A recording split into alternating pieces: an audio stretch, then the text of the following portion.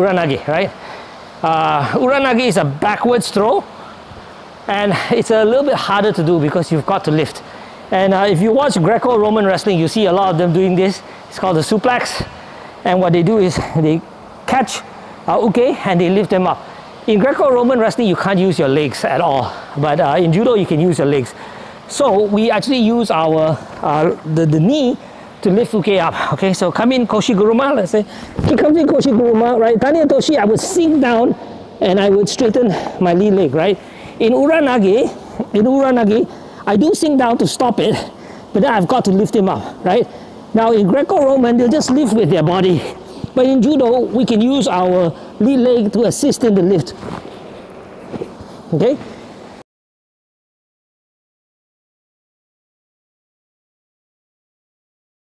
So,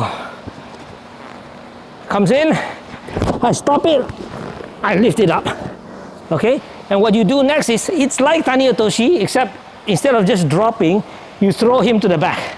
But similar principle, you've got to spin and land on your front. Okay?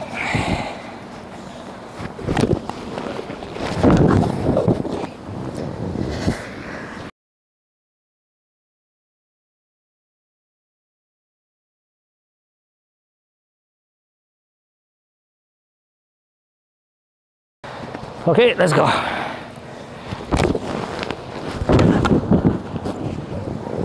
Okay, and you need to be able to do it both sides.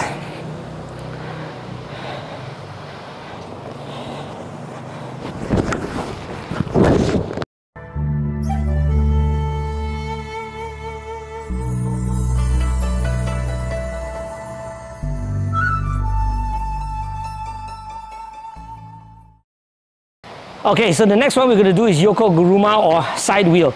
Yoko Guruma is often mistaken for Ura-Nage because it looks very similar, but there's a rotating action involved which differentiates it from Ura-Nage. In some ways, it's easier to do than Ura-Nage because that rotating action generates a force, generates momentum. So you don't have to use so much strength to lift uke.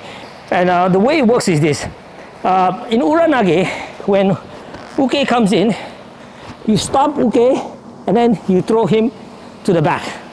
Okay? In Yoko Guruma, you do, as I mentioned, a rotational action. So what I'm from here, instead of taking him to the back, I'm going to take him in that direction, towards his front. Okay? Towards his front. He's going that way, I'm going to take him that way. So the way I do that is, see this leg? I rotate around. Then I throw him to the front.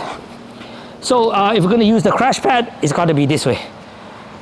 So he comes in with Koshi Guruma, boom, I stop him. Right? If it's Ura-Nage, I will pick him up like this. But Yoko Guruma, I won't do that. I will do this. I will come here and then I'll pick him up and throw. Okay? So from here, okay, you see that rotational action? It looks in a way more dynamic than Ura-Nage because of that whirling action. There's more time spent in the air and it's just that more dynamic. But it's actually, in a way, easier than Ura-Nage because, as I mentioned, the rotational action generates a force, generates a momentum. So again, comes in.